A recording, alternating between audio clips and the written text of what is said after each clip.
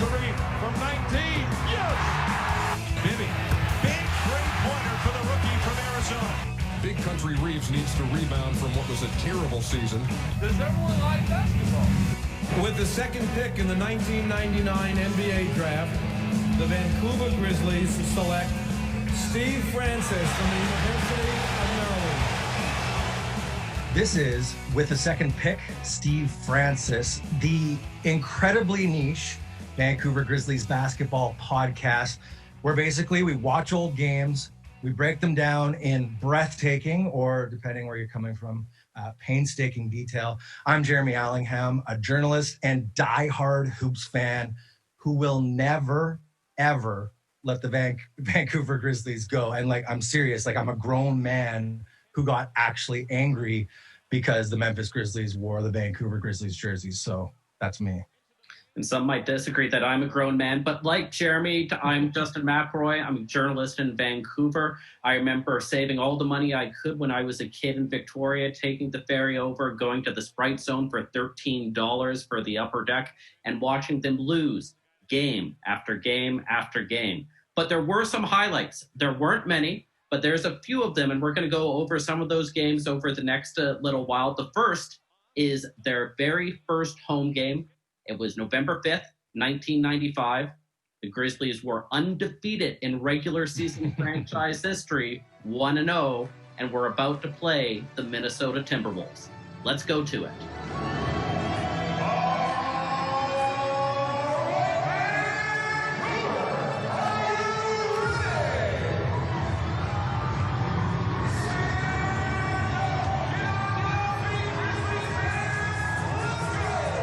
Yeah, let's start out by, one thing that struck me when I first started watching this game is what I would call the perfect aesthetic of everything. We've got the white jerseys. I mean, I'm wearing the teal jersey, which I think is beautiful, but the white is even more perfect. It's white jersey, teal numbers, the indigenous theme piping, the perfect red cartoonish font for the Vancouver over top of the Grizzlies logo.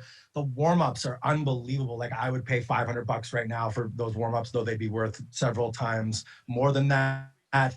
And the court looks great. It's got a really, actually, it's not really in anymore, but the key is actually hardwood, if you noticed. Then there's the red circle where the free throw line is, and then it's teal inside the three-point line. It's really beautiful. And that was one thing that really jumped out at me, because it must be nostalgia, but I think it's just good design too. No, I think it's good. We always do the Vancouver-Toronto comparisons. We do them now. We especially did them back then when the Raptors and Grizzlies were neck and neck. And the thing is, for the aesthetics in that first season, you have to compare GM Place, brand new arena, works very well for basketball, with the Sky Dome, which was ugly as heck, did not look good, would have been awful to watch games in, frankly. And then you think about the jerseys, we look faux ironically on those original Raptors jerseys now. There's a reason they never wear them. There's a reason they barely bring them back. It's a bit too cartoonish. The Grizzlies, from the first note, struck the right note. Then it was pretty much all downhill once the game began. Yeah, well, that's true. And one other point I just wanted to point out, because I don't know if we'll get to him again, but aesthetics-wise, Kenny Gaddison, starting for the Vancouver Grizzlies, that dude looked amazing. He had the perfect flat top, the absolutely perfectly coiffed mustache. He's jacked. This guy is huge, and he's wearing that white jersey proudly, and he had the double black wristbands. If I was lining up against that dude, I would be so scared, but also in awe. He just looked absolutely amazing. And another small aesthetics point, Brian Winter's hair, which I don't know, he must have had a straightening iron. That thing was perfectly flat with the perfect part down the middle. It really jumped out at me as soon as I saw it. A really goofy look. And then the production, if you want to talk about that for a second, Justin. Yeah. I was expecting the production to provide more fodder for us, but it really wasn't that bad. The production was pretty solid through and through. The only issue I really came across was that there's no running score graphic, which they treated it like a 1990s NHL hockey game where you only need to know the score on commercial breaks, which is really actually annoying as a basketball fan. And then when it did come up, it covered like a third of the screen, which was annoying. But aside from that, it was pretty solid. And, you know, we had Leo Routens doing the color, which I think kind of gave it that level of comfort of like, oh yeah, I'm used to this. I'm used to hearing this guy. And he sounded the exact same. Him and Rod Black have not changed in 25 years. They're fine, right? Well, the Vancouver Grizzlies already had their opening tip-off to the season Friday in Portland, but this one really is the emotional one, the history-making one. Their first tip-off, first night in their own building. It's always special, as we saw in Toronto at the Sky Dome, Rod, when you can win that first one at home. It's great for the fans, it's great for the team, and you know they really want to get this one under their belts. I don't know anyone who's a huge Rod Black fan out there, but he does the job you need to, and it felt like a professionally produced game, and that's all you can really ask for. Is when you look around mid-90s local broadcasts, it's very hit or miss, and this worked. It was fine. And I mean, Rod Black, as you said, did a bit of the Rod Blacky thing, the Rod Blackisms with they've really got their claws out now. And I think he said at one point, that'll get you out of hibernation quickly. Wow. I mean, look, as a broadcaster, I'm just going to say, fair enough. Give it a go on your first try. See if it works. It didn't, but I'm not going to be overly critical. All right, so let's take a look at the starting lineups for the game. Yes. We've got for the Timberwolves, one Vancouver Grizzlies connection, Doug West. We've got a Raptors connection, Sam Mitchell, who I was unaware could transition from playing to being the Raptors coach so quickly. Then we've got Porter, who at that point was perfectly competent, but nothing more. And then we got Tom Gugliotta and Christian Laettner, who were the only two players this entire game where you would look whatever they did and we're like, oh, those are talented fellows. I don't know. I would push back. I thought I really liked Terry Porter's game in this. I mean, unfortunately, he was 1 for 7 from 3, but he did put up 7 threes. He had 17 points and 10 assists. And like, he was the dude playing in the way I wanted to see the game played, like a little bit of a slash and kick game, taking the open threes when they came. We'll get to that in a second about no one, being in the right spots of where our basketball minds are trained to be now, which is outside the 3-point line. But I didn't mind Terry Porter. I thought Gugliotta was kind of just okay, but Laettner for sure was really strong for them. Yeah, and then Grizzlies. It's funny how that first season, we've got Blue Edwards and Greg Anthony, who people remember, started lots of games. And then you have Benoit Benjamin and Kenny Gattison, who were gone from the team after like 13 games, who for the first 10, 12 games were positioned as like, these are the core players. Yeah.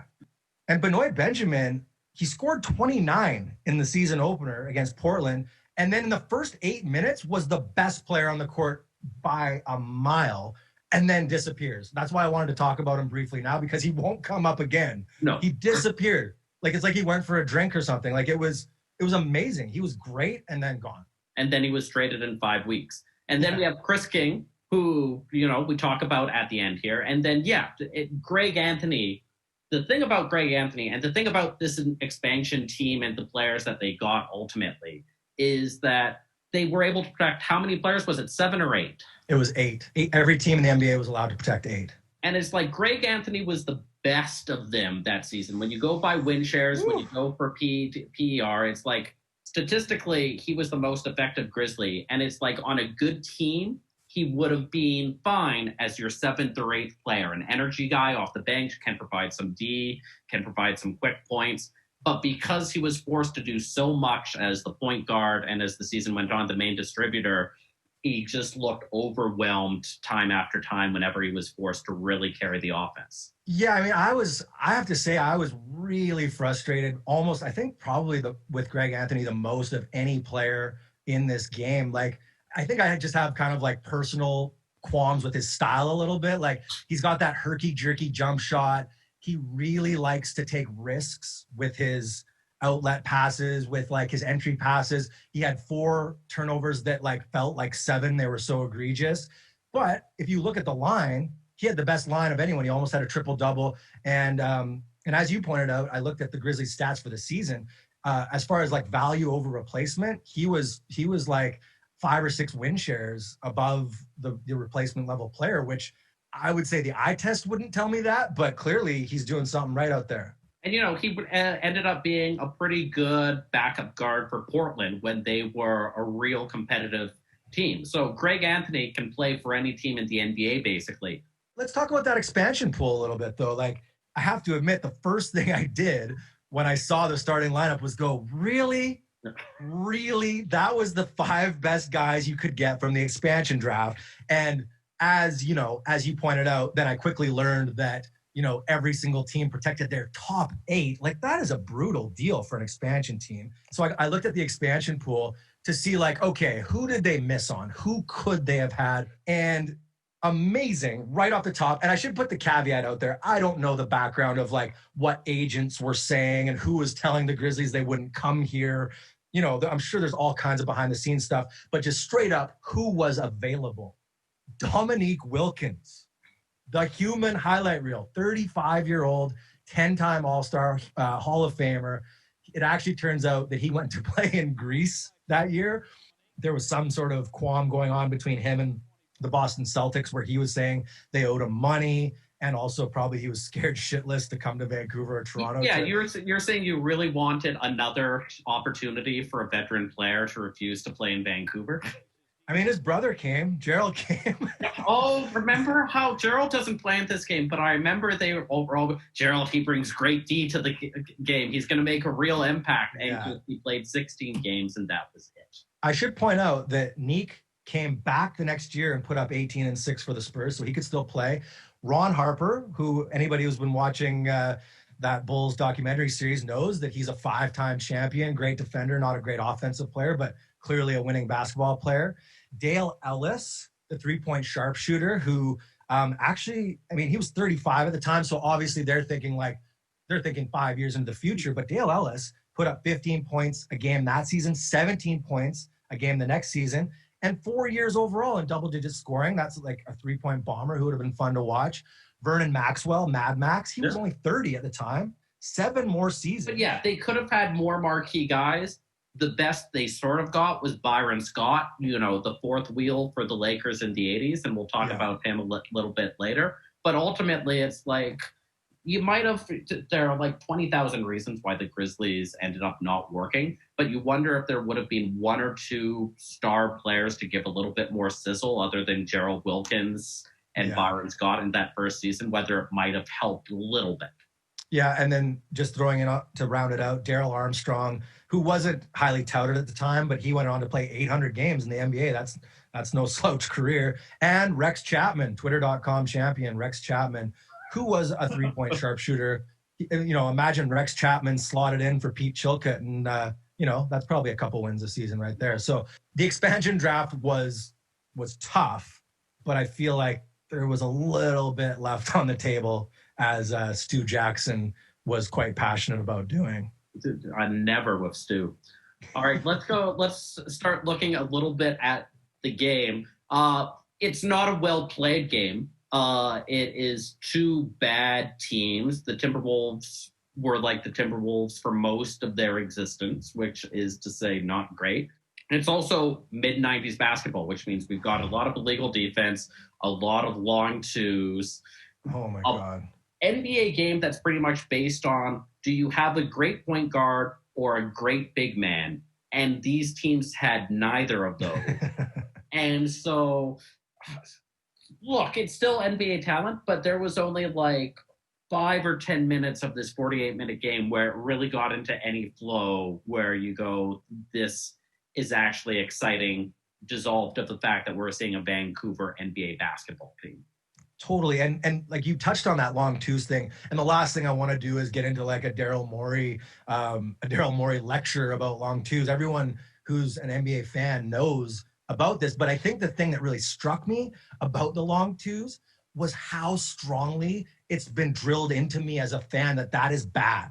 Yeah. Like I was like viscerally like clenching, being like, oh man, what are you doing? Why are you shooting 18 footers? And the thing that drove me absolutely insane was Blue Edwards, who we'll probably talk about, but man, quite the chucker. That guy has an itchy trigger finger when it comes to jump shots. But he was actually coming off screens or doing a V cut to get the ball from the point guard and catching the ball inside the 3-point line, which like you would be benched immediately if you did that more than once in an NBA game now, like, which I know old school basketball was like, you know, catch the ball as close to the hoop as you can. I know it's an anachronism, but under the current thinking, that's just insane. Like, why would you want to take a 19-footer when you could take a 22-footer and it's worth that much more, right? So that to me was kind of like my pain and suffering for the first, you know, quarter and a half till I started just like coping with it. You have to accept at a certain point that this, like, 80% of the time, the shot that they choose is not going to be efficient, and it's not going to be something, especially with the guys on the court where they're really creating a good shot, right? It's a hope and a prayer. Anyway, first quarter happens. It's 27-26 Minnesota. Not much happens. The second quarter begins, and here's where the fun happens for the one player that matters more in Vancouver than anyone else. And we're talking about Pete Chilcutt. No, we're talking about Brian Big Country Reeves. Speaking of big country, he's been really working hard to try to get in shape, trying to lose some weight, get in better shape so he can have more minutes and make more of a contribution for the Grizzlies. This is his rookie year, and I love the anticipation they bring up of, is Country going to come in the game? Is Country going to come on the game? And finally he does. And the crowd actually reacts. In the NBA. And another young rookie in the NBA. Brian Big Country Reeves in the ballgame now. They've been primed to accept him as this is going to be a big part of the future. Primed to accept. I love that. Like, we could have had KG. KG went, well, we couldn't have because he was the pick before, but like, just imagine the like difference in our basketball lives. And another thing I noticed is just like, and I remember this too, no one wanted to call him Bryant Reeves ever. Like, it was just Big Country. Like, even in this first broadcast, it's like, I think the Big Countries were like 2-1 the Bryant Reeveses. And I'm just like, the nickname was just like, there was this zeal around the nickname. I guess it was maybe like a marketing push or like a familiarity thing or something. It's a weird thing with how they sort of introduced him to Vancouver, both in the months before, because you're right, he was always Big Country, right? There was no, he got the nickname halfway through training camp. That was his nickname when he was playing for OSU. He came there, people fully bought in, but it was this combination of, it's like, this guy is the future of the team, but also from the very beginning, this is a large man who needs to get in shape, and we're not quite sure we're ready to play basketball. And it's like, those are two very different sort of expectations you want to give to a fan base. But the moment he comes into the game, they start explaining why. Speaking of Big Country, he's been really working hard to try to get in shape, trying to lose some weight, get in better shape so he can have more minutes and make more of a contribution for the Grizzlies. Like, all right, he's not going to see a lot of minutes tonight, and the reason is he's too fat. And until he gets thinner, he's not going to be allowed to play. Benjamin, he's the star. And like the interesting thing for me is I had this kind of cognitive dissonance going where I was like, he wasn't as bad as everyone said. There's no way he could have been that bad. And so I had this like pseudo expectation that he would come in, not that he would do well even, but that I would probably watch and go, you know what? He wasn't that bad. He made a nice post move. He played a little defense. Oh man, was I wrong. This was, I mean, it's halfway between just a nothing, but with those expectations that you talked about, it was horrifying. It was absolutely horrifying. His first sequence is he gets a bit of a tough pass and he can't handle it. It goes off his hands. Yeah, but it was a tough pass. I'll give him that. But then from there, he's hunched over after like 2 minutes. And like during free throws, he's like hunched. All the other players are casually hanging out in their rebounding spots, and he can't do anything. I actually looked at the box score. His box plus minus, which is a dorky way of saying like what you would do over 100 possessions, minus 27. Yeah. Over a replacement player. Like, I'd probably be like minus 50. Like, it's in the realm, you know? Like, it's just, it was insane how bad he was. And then I just want to throw in the John McKeechee sideline reporter interview with his family, where there's another fat, like, I think it was a fat joke. Yes. Wasn't it? He says to his family, it's like, well, you know, and it's just fully accepted. But yeah, so the first possession goes off his hands. The second possession, he gets the ball. He's immediately dinged for 3 in the key. His first shot comes a few minutes after that, and the fans are excited. Brian Reeves, the shot doesn't go. You get that sound as soon as he shoots where the fans are like, oh, this is the guy. This is his first point. It's a brick. He plays a few more minutes, 0 points in his first game, plays 7 minutes in that second quarter, and then we never see him again. Rod Black calls him a project as he leaves the court. And then the funny thing is, they just bury him. And then at the very end, as they're leaving, they're talking about raising the game in Canada, and they start to talk about other Canadians. And it's just, yeah, okay, big country, we forget about that. Let's talk about Steve Nash. Which we should have had.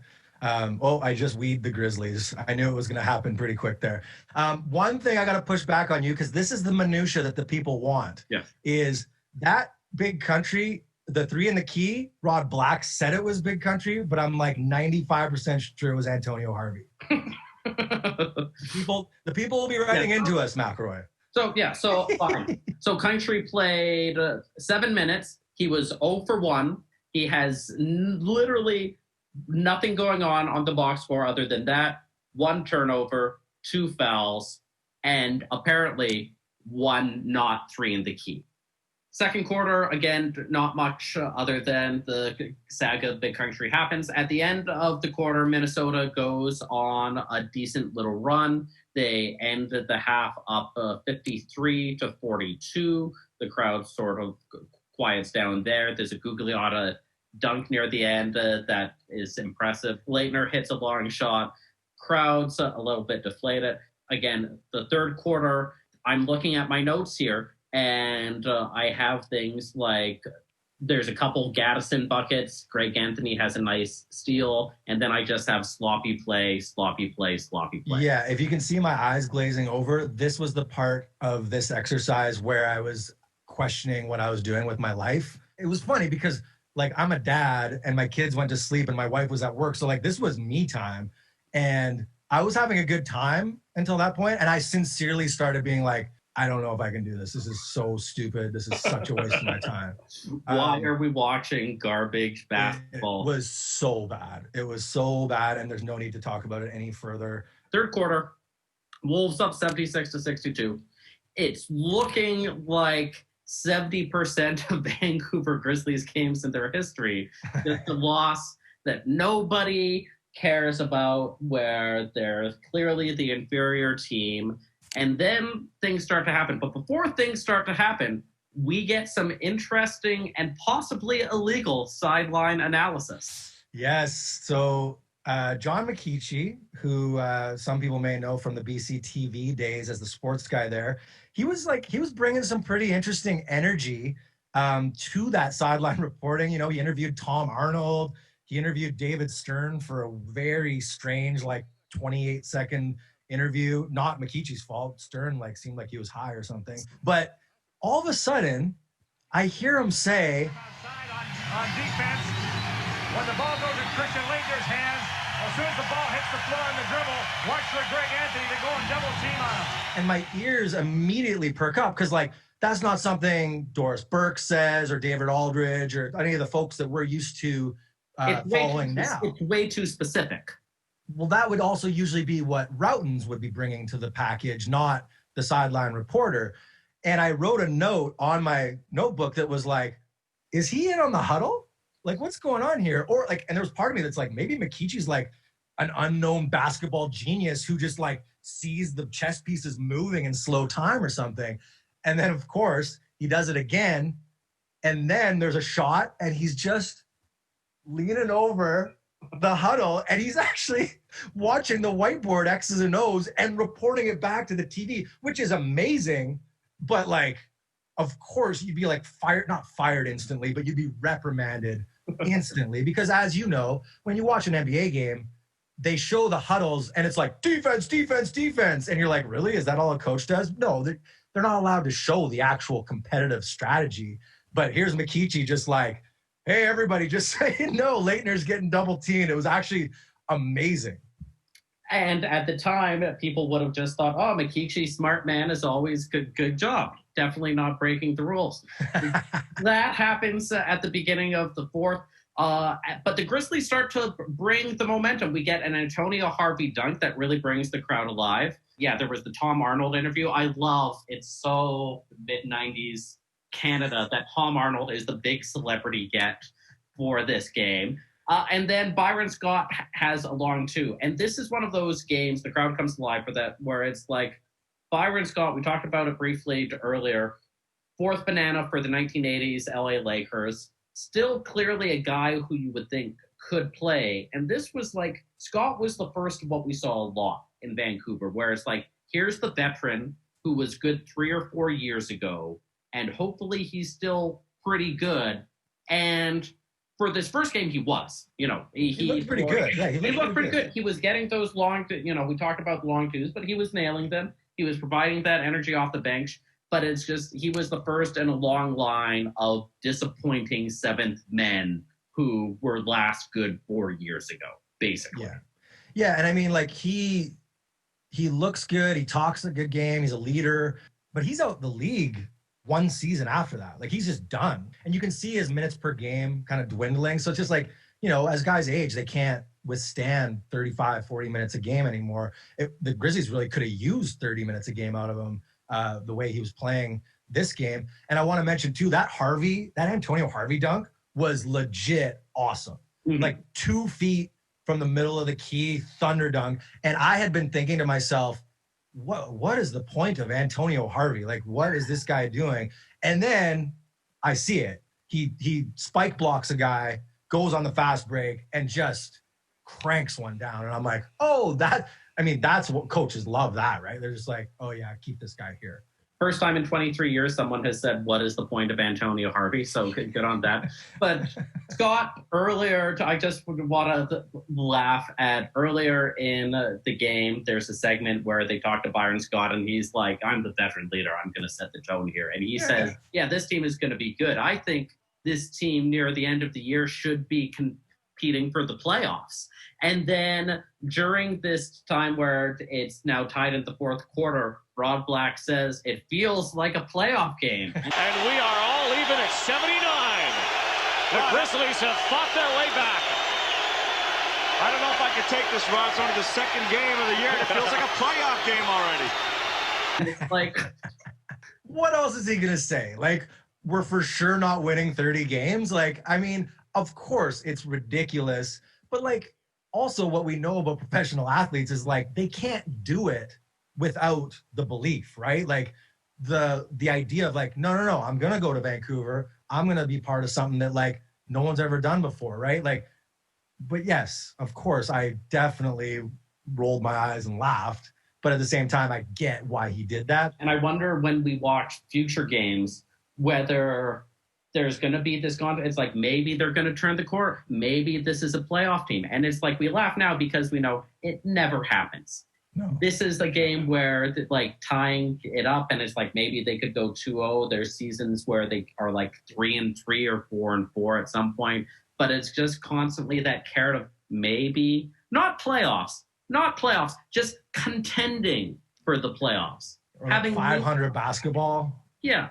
Anything.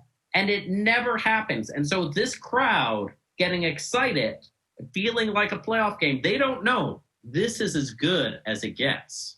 I mean, really, right? Like, and that was one thing I was remarking upon was how dead, like it sounded like a Canucks game during that third quarter, as it might, right? Same building. But then, man, the fourth quarter in the OT, the fans really bring it. Like, there's good excitement in the building there. And you're right. Like, what a sad thing to say, but to agree with. Like, that was the pinnacle, man. The second game of the franchise. All right, it goes. It's back and forth for the second half of the fourth quarter. Eventually, Anthony gets a long two. They take the lead. Then Blue Edwards has the ball in the final 30 seconds or so, misses 2 free throws, gets the rebound, fouled again, misses the next one. They reference the infamous Nick Anderson miss, which at that time was literally just. It was 5 months previous to that. Makes the fourth one, though. They're up by 3.